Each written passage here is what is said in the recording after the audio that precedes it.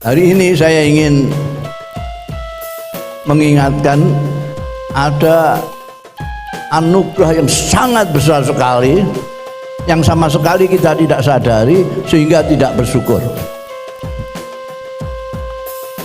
Saya tidak akan banyak, mungkin 3 anugerah sajalah, sudah cukup.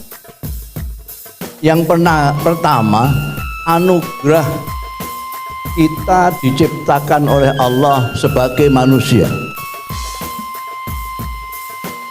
Ini jarang yang menyadari bahwa ini anugerah yang luar biasa besarnya. Allah Ta'ala itu menciptakan ciptaan makhluk, itu ada yang tidak bisa merasa, tidak bisa berpikir, tidak bisa apa-apa. Bangsa batu-batuan, tanah, segala macam. Dia tidak bisa merasa, tidak bisa berpikir, tidak bisa apa-apa. Batu itu kita pecah ya diam saja, kita lemparkan ya diam saja. Kemudian makhluk yang berikutnya adalah tumbuh-tumbuhan, tanaman. Ini bisa merasa, bisa berpikir, tapi tidak mengekspresikan perasaan dan pikirannya. Tanaman-tanaman itu bisa merasa. Kalau panjenengan punya tanaman mangga misalnya, tidak ada hujan, tidak ada angin, pohon mangga itu panjenengan siksa dengan kalian pukuli, dicacah-cacah pohonnya. Coba sampai lihat nanti, dia tidak akan berbuah, berbunga pun tidak. Itu ekspresinya mangkel sama panjenengan.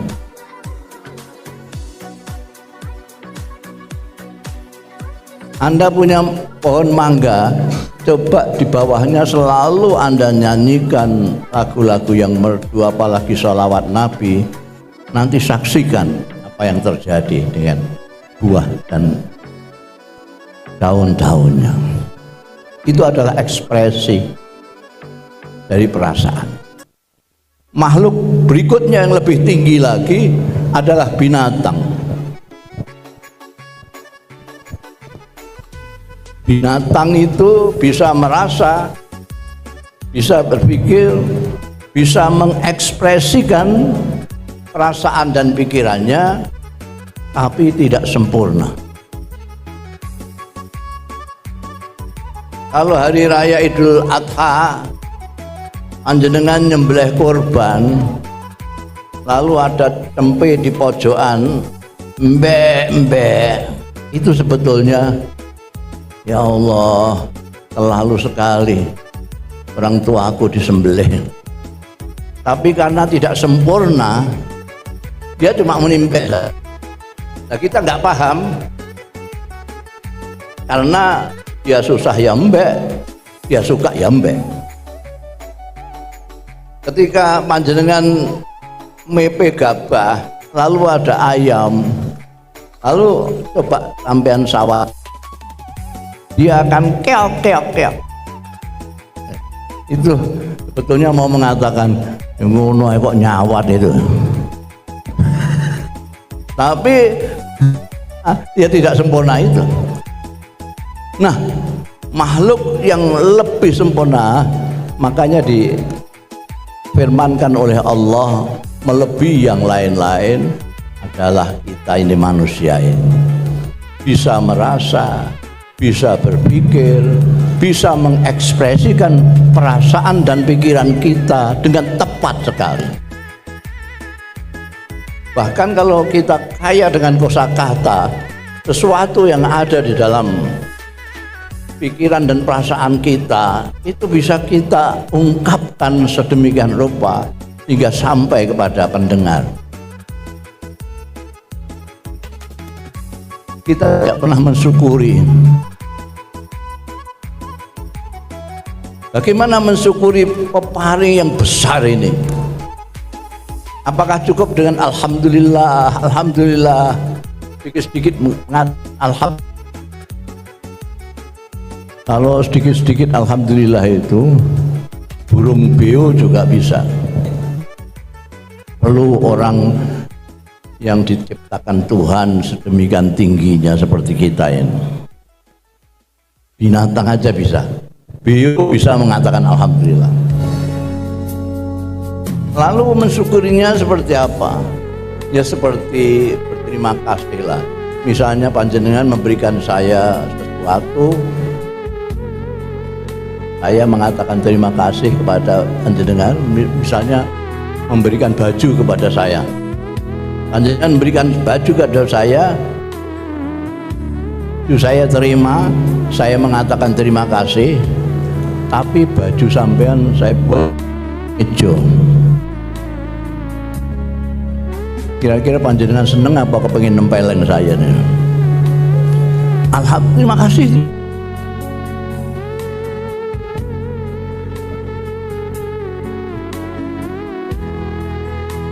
Mati. Jadi meskipun saya tidak bilang terima kasih, tapi baju itu di mana-mana saya pakai. Pemberian Anda itu saya pakai terus. Wah, sampai tentu wah iki nrimake tenan iki. Gusmus iki. Iki klambi ngantenan dinggo, Jumatan dinggo. Masya Allah. Itu terima kasih. Jadi kalau kita terima kasih karena diberi perasaan dan pikiran, ya itu kita gunakanlah pikiran. Jangan dianggurkan. Meskipun kita bilang alhamdulillah, tapi pikiran dan perasaan kita biarkan tidak berfungsi. Ini syukur. Syukur yang kedua, anugerah kedua yang paling besar, ya,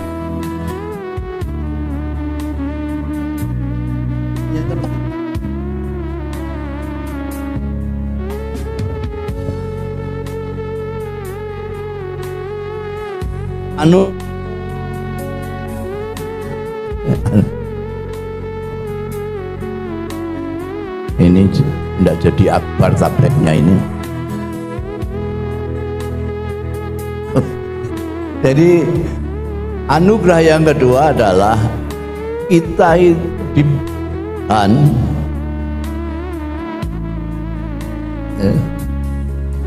untuk menjadi orang Indonesia.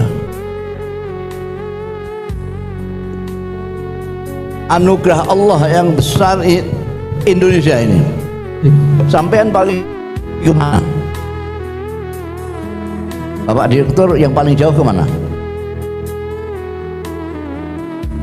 Jakarta.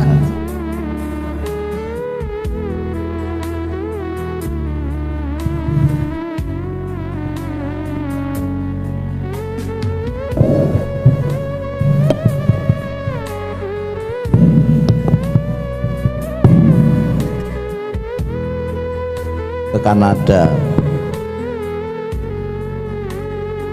Nanti kita cocok-cocokkan. Saya hampir sudah keliling.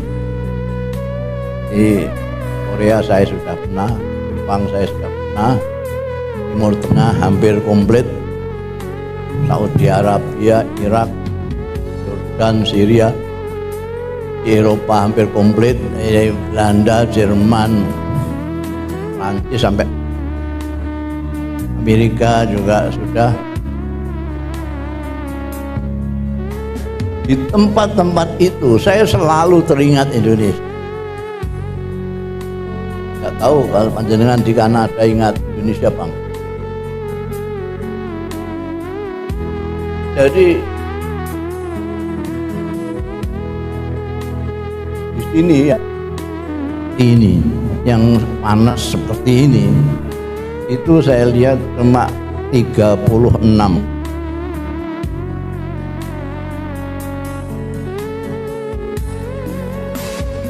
Ini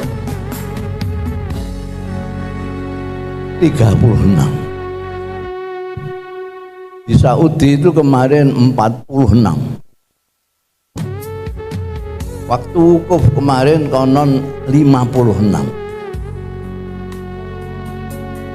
Saya pernah tinggal di Mesir agak lama, alami musim panas, musim rontok, musim dingin, dan musim semi. Itu hanya musim semi saja yang agak mirip di Indonesia. Lainnya neraka. Musim panas itu, kalau pas saya harus ujian musim panas, itu saya belajar buku-buku yang akan saya inaoni itu, saya masukkan ke plastik, terus saya kamar mandi, shower saya. Kalau enggak masuk satu huruf pun itu, saking panas. Kalau saya mau tidur, kasur saya siram atau ember untuk tidur. Kalau musim panas ya. Saya mengembalikan ember balik ke kasur sudah panas lagi. Enggak neraka itu. Kalau musim dingin itu sampai 6 di bawah 0 itu kedalaman. Di sini paling dingin berapa ya? Enggak sampai puluhan. Berapa? 16 paling dingin di sini. Itu saya pernah 16 di bawah 0. Kemulan itu keluar sak driji tok. Itu ngetotor dhewean. Ya Allah, Indonesia ini luar biasa. Keparingnya Allah. Sampai tanya kepada siapa? Bukan hanya secara geografi, tempat, iklim, orang-orangnya itu juga baik-baik. Dulu entah sekarang. Belum kepengen jadi orang sana orang sini itu. Menyadari kenikmatannya menjadi orang Indonesia itu luar. Sampai orang-orang luar menyebut kita bangsa tersenyum, bangsa yang murah senyum. Sampai kalau ke daerah misalnya Magelang apa ya, kenal enggak kenal itu akan menyapa sampean sambil tersenyum. Tidak punya, nggak kenal sama sekali. Tidak budi, tiba-tiba panggil, kadang-kadang dipanggil budi, padahal ya tidak konaan, tidak apa. Berbagai macam suku yang berbeda-beda, kadang-kadang berlawan-lawanan. Jawa muni manis, Sunda muni amis. Ini muni wis, ono muni atos, kadang-kadang itu luar biasa. Bahkan di Indonesia ini akar pun bisa dibuat getuk. Oh, akar kok bisa dibawa getuk itu? Kalau tidak di Indonesia tidak ada. Akar pohon itu kan akar telo itu. Bisa. Di Mesir itu saya lihat sendiri, tempat sepak bola saya pada waktu itu nyewa lapangan seminggu 500 pound sterling pada waktu itu, seminggu sekali. Kadang-kadang prei seminggu pas waktunya kita dapat waktu hari Jumat. Setiap hari Jumat kita pergunakan lapangan itu. Bayarnya 500 pound Egypt, hanya seminggu sekali. Itu pun kadang-kadang prei Jumat kita tidak boleh main. Kenapa? Karena rumput sedang disirami. Rumput disirami, kalau tidak disirami dia mati. Di sini rumput sampai dibedoli karena tidak disirami, tumbuh di mana-mana. Indonesia. Sekian banyak suku, sekian banyak etnis, sekian banyak bahasa, tapi punya bahasa kesatuan Indonesia. Orang Jawa bisa berkomunikasi dengan orang Batak, orang Aceh bisa berkomunikasi dengan orang Madura, karena ada bahasa di Filipina konon mau punya seperti Indonesia, bahasa persatuan, bahasa kesatuan, bahasa Tagalog itu. Tapi konon sampai sekarang belum bisa dijadikan bahasa yang seperti bahasa Indonesia. Padahal di sana dari kampung ke kampung sudah berbeda bahasanya. Ini Indonesia, kita tidak pernah mensyukurinya. Ada anugerah lagi yang lebih besar dari itu, yaitu kita dipilih oleh Allah Subhanahu wa Ta'ala menjadi umatnya Nabi Muhammad Sallallahu Alaihi Wasallam. Itu anugerah yang luar biasa. Ini bukan karena kepandaian kita, bukan karena kepandaian mubalek, bukan kepandaian kiai dan ustadz yang bicara kepada kita, bukan. Kalau karena mubalek, karena kiai, karena ustadz yang mempengaruhi kita untuk menjadi umatnya Nabi Muhammad Sallallahu Alaihi Wasallam, kadang-kadang kan ada orang yang menepuk dada, orang sini dulu itu bambung semua. Tekel saya ini, ketika saya datang sini orangnya sudah bagus-bagus semua, semuanya ibadah. Alhamdulillah, gayanya alhamdulillah kayak bersyukur gitu. Tapi sebetulnya sombong ini. Alhamdulillah dulu orang sini ini bambung semua, yang sholat aja enggak ada. Alhamdulillah setelah saya datang ke sini, saya ajak ngomong, alhamdulillah sekarang semua ibadah. Itu kan kelihatannya kayak syukur tuh, tapi itu sombong itu. Karena kita ikut Kanjeng Nabi Muhammad Sallallahu Alaihi Wasallam itu pilihan dari Allah. Itu seperti halnya Pak Jokowi jadi presiden. Itu hak prerogatifnya Gusti Allah.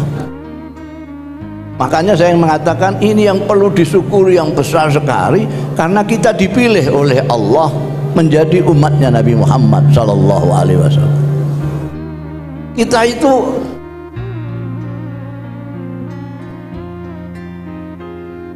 loh, kalau yang ini ada yang Habib apa enggak ini? Kalau ada yang Habib mungkin ya bisalah mengatakan dekat Rasulullah, masih ada darahnya kepada Rasulullah. Tapi delok potongan ini enggak. Ya sama dengan saya gini. Jadi bagaimana sampean ikut Nabi Muhammad itu, bagaimana asal usulnya gimana? Itu muskil. Sebetulnya kalau dinalar secara rasio, kita ikut Nabi Muhammad itu muskil. Kita kok berkiblat ke Ka'bah, itu muskil. Mau ke sana itu masih 9 jam pakai pesawat jet. Pakai pesawat jet ke sana itu masih 9 jam. Kok kiblatnya ke sana? Kok enggak yang dekat aja nih? Borobudur. Borobudur kan lebih dekat, juga sama-sama batunya.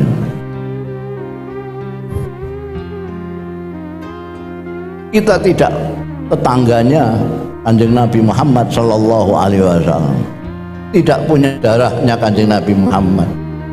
Bahasanya juga jauh sekali. Kanjeng Nabi afsahum man nataqa bid-dad. Nabi adalah orang yang paling fasih ketika mengucapkan dot. Sementara kita tidak bisa mengucapkan dot. Ramadan aja Ramlan, Murtadha Murtala, Ridho Rilo. Karena bajatun hawasun khatoyakun ngamanun, ini ono cara kodota sawala monggo bodho. Tidak punya ngain, tidak punya apa. Jadi kita ndak, bahasa Jawanya ndak nempel apa-apa dengan Kanjeng Nabi. Oh, bisa ikut Kanjeng Nabi itu gimana? Kita tanyakan profesor-profesor yang budak-budak itu untuk menjelaskan, nggak bisa. Apalagi kalau kita ingat ada orang yang paling dekat dengan Rasulullah, nggak ada orang yang sedekat itu, namanya Abdul Uzza. itu rumahnya tonggo pet dengan Kanjeng Nabi. Cara Jawane tonggo pet. Tonggo petnya Kanjeng Nabi. Dan dia bukan siapa-siapa. Dia itu kakaknya Sayyidina Abdullah. Sayyidina Abdullah itu ayahnya Kanjeng Nabi Muhammad sallallahu alaihi wasallam. Jadi Pak Dene. Tonggo pet Pak Dene. Besanan dengan Kanjeng Nabi dua. Ada orang di sini yang terlalu dekat lalu besanan sampai dua. Kanjeng Nabi besanan dengan tonggo pet dan Pak D-nya ini anak dua. Dia punya anak laki-laki dua, dikawinkan putrinya Kanjeng Nabi dua, Sayyidatina Ruqayyah dan Sayyidatina Ummi Kulsum. Nah, sini tadi kita yang jauhnya seperti itu, ini Abdul Uzza yang begitu dekat. Tonggo pet Pak D tenan besanan anak dua. Abdul Uzza ini ketika dikumpulno Kanjeng Nabi ketika diperintahkan oleh Allah pasda bimatu naik ke Gunung Sofa itu, diundang semua itu kerabatnya, diajak menyembah Allah Subhanahu wa ta'ala. Itu yang paling dekat ini tadi, Abdul Uzza adalah orang pertama, bukan hanya menolak, mencaci maki kan. Ketika dia tabban laka ya Muhammad, itu katanya, Muhammad, masa orang-orang tua-tua kamu kumpulkan di sini hanya untuk kamu beritahu Tuhan itu satu. Sampai pangeran pirang-pirang kok mbok kon siji tok. Ngamuk kowe. Karena dia mengatakan tabban laka ya Muhammad, kekasihnya Kanjeng Nabi Muhammad sallallahu alaihi wasallam ora terima menurunkan ayat tabbat ya Abi Lahab. Abi Lahab itulah Abdul Uzza. Julukannya Abu Lahab karena mukanya selalu merah kayak orang marah.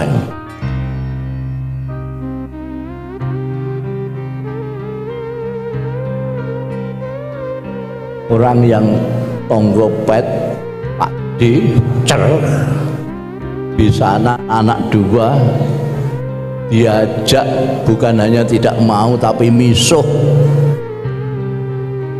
Kita tidak apa-apanya, tonggo juga enggak, darah juga enggak, tahu-tahu ikut Kanjeng Nabi.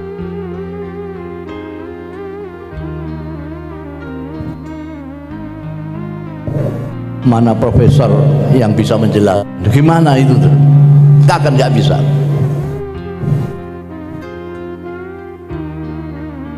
Orang yang begitu dekat dengan Kanjeng Nabi Muhammad sallallahu alaihi wasallam bukan hanya tidak ikut Kanjeng Nabi tapi marah ketika diajak Kanjeng Nabi. Kita yang jauhnya begini ikut Kanjeng Nabi dan berdoa mudah-mudahan diakoni umatnya Kanjeng Nabi.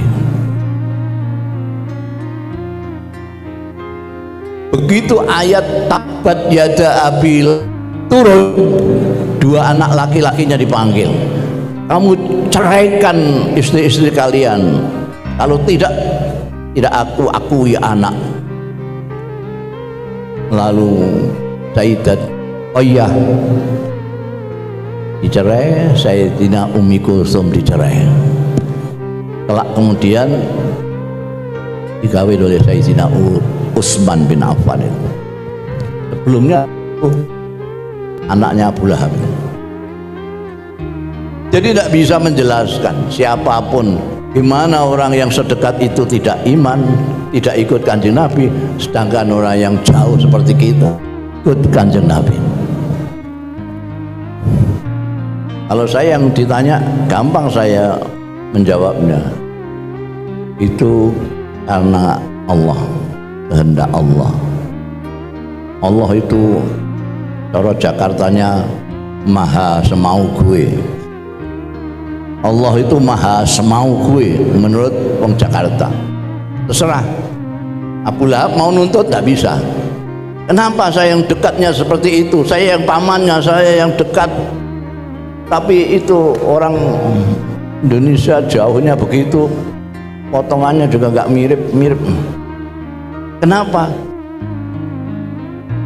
Ya nggak bisa apa-apa, karena itu maha semau gue, terserah Allah. Itu haknya Allah Ta'ala.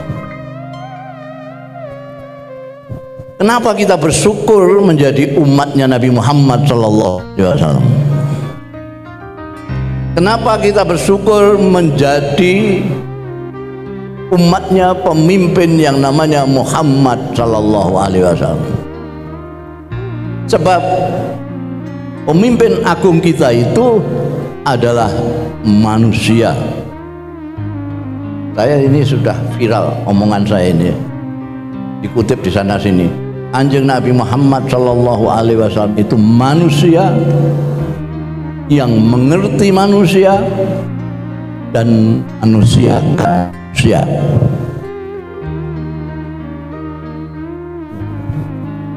Banyak pemimpin yang manusia itu kelihatannya,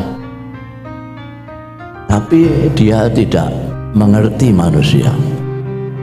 Dikiranya kalau tidak seperti dia bukan manusia atau setengah manusia. Itu banyak. Mentang-mentang dia ahli wiridan, ada orang baru mau tanya minta ijazah. Kok saya dikasih ijazah supaya tenang hati saya. Ya udah, ini baca ayat kursi ini setiap habis sholat 35.000 kali ya. Ini namanya orang meskipun diundang kiai sekalipun, ini manusia yang tidak ngerti manusia.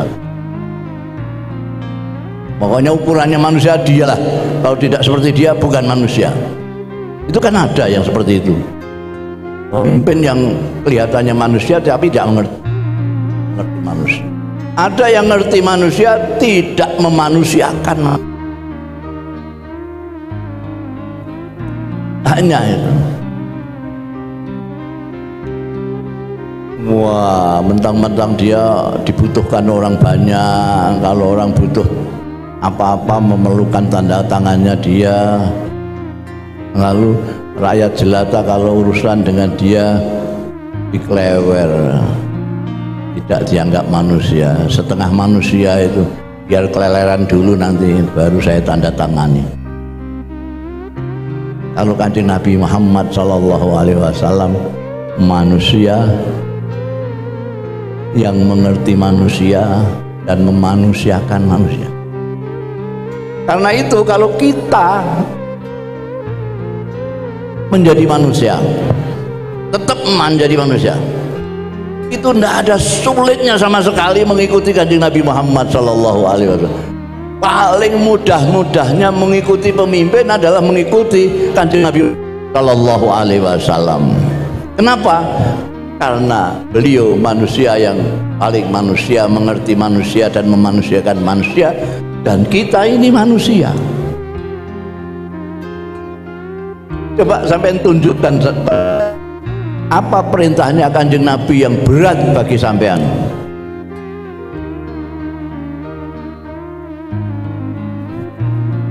Apa?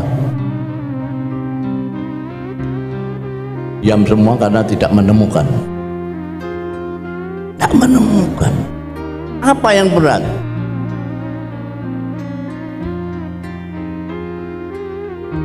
Apalagi perintahnya Rasul itu diembel-embeli. Idza amartukum bi amrin fa'tu minhu mastata'tum. Kalau kalian aku perintah untuk apa sajalah, laksanakan perintah itu semampumu. Ini yang menjadi tidak berat. Ada dulu kawan saya itu ngeluh sama saya.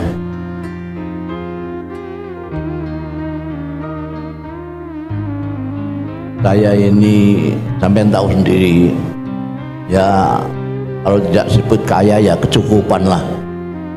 Saya punya mobil 3, truk saya 4, istri saya cantik, rumah saya 3. Tapi kenapa saya juga puasa Senin Kemis, tapi kenapa kok ini tidak pernah tenang? Itu kenapa batin saya? Karena dia mengatakan puasa Senin Kemis, jadi saya tebak, jangan sampean perlu meningkatkan kualitas sholat sampean. Sholat sampean itu kalau kemarin-kemarin ngelamunnya 90%, kurangilah sampai 80 apa 70%. Sampai nanti itu ingat bacaan-bacaanmu lah, sampai ingat Allah Ta'ala, sampai kurangi itu lamunan-lamunan. Diem lama, tahu-tahu dia bilang, wah, kalau sholat memang saya belum melaksanakan. Masya Allah, loh, sampai enggak sholat? Bisa puasa Senin Kemis, mau nggak sholat itu gimana? Puasa kan gampang, tinggal tidak makan saja. Nggak kan sholat? Mau sholat tuh saya bisanya cuma Fatihah tok itu. Dulu bagaimana sampean? Sholat itu hanya Fatihah tok. Masak kiai, sampean panggil saya kiai, sampean masak-masak. Berarti nggak percaya kowe mbek aku. Kalau nggak percaya sama saya, tanyakan kiai-kiai di mana saja. Sholat itu yang wajib ya, mau ikut tok. Kamu belum bisa Fatihah itu. Allahu Akbar, isana mau waktu Allahu Akbar tok misalnya, karena orang itu nggak tahu, belum pernah ngaji, belum apa, tahunya Allahu Akbar karena sering mendengar orang demo. Itu sholat bisa Allahu Akbar, Allahu Akbar, Allahu Akbar, Allahu Akbar, Allahu Akbar. Kira-kira sekira panjangnya Fatihah terus Allahu Akbar lagi. Masak, kok sampean masak terus saya? Jadi orang-orang yang sholat itu saya lihat kalau rukuk sujud itu ume-ume. Loh, sampean ume-ume juga boleh aku nana. Loh, apa yang saya ume-umekan? Nggak ada apa enggak? Kalau nggak ada, nggak usah ume-ume. Yang ume-ume kan ada yang diume-umekan. Masih masak terus dia, tidak percaya. Sholat itu kan yang wajib hanya Fatihah. Haji malah tidak ada bacaannya yang wajib belas. Tinggal putar-putar, wirawiri, tengok-tengok, nyawat-nyawat, sudah selesai. Saya pernah bicara begini, ini ada yang marah-marah, Masya Allah, kamu gampang. Lupanya gampang kok, gampang, bagaimana? Nah itu kok dari Kemenak itu kok bukunya kok banyak ijo-ijo, banyak-banyak itu. Sampai itu pura-pura nggak tahu ya, proyek itu. Haji itu mudah, syahadat mudah, haji mudah sekali. Namanya sa'i itu yo sa'i wirawiri. Wira dari sofa, wiri dari marwah. Wira, wiri, wira, wiri. Tawaf itu maknanya mubeng. Dan saya memang justru saya heran kalau ada haji kok ditatar itu apa. Dan banyak penataran itu. Jadi nanti orang tawaf itu sak bodoh-bodohnya orang, nggak akan ada yang keliru. Sebab kalau keliru ketabrak uang, liane rene dewe, ketabrak. Sa'i itu sudah dibikin 2 jalur. Dulu usulnya Bung Karno. Bung Karno itu punya jariah memudahkan orang sa'i. Dibikin 2 jalur. Yang dari sofa sini, yang dari ada jalurnya sendiri. Bahkan yang naik itu ada tempatnya sendiri di tengah. Ada sulit. Wukuf yang intinya haji itu ya wukuf.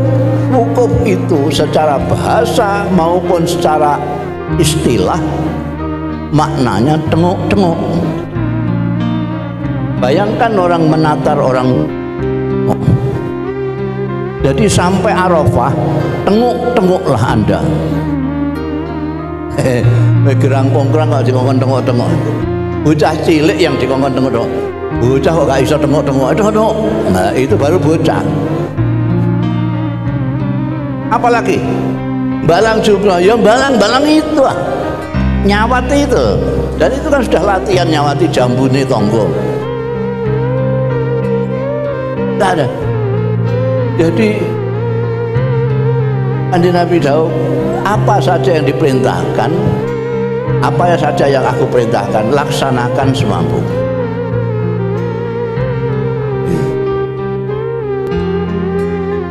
Nah ini bukan kersane Kanjeng Nabi dewe, tapi kersane Gusti Allah Ta'ala. Allah Ta'ala dawuh di dalam Al-Quran, ittaqullaha mastata'tum. Takwalah kalian semampu kalian.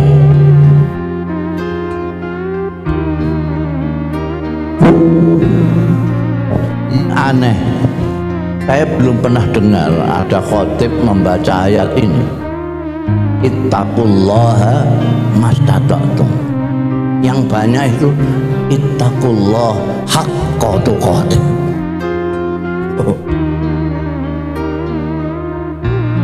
Sudah pernah mendengar khotib membaca ittaqullaha mastata'tum? Yang sering ya ittaqullah haqqa tuqatih.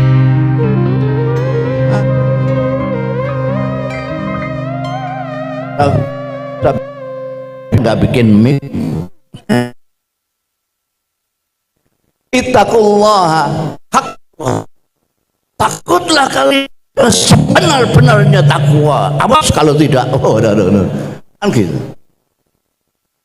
Nggak ada yang bilang ittaqullaha mastata'tum, takwa.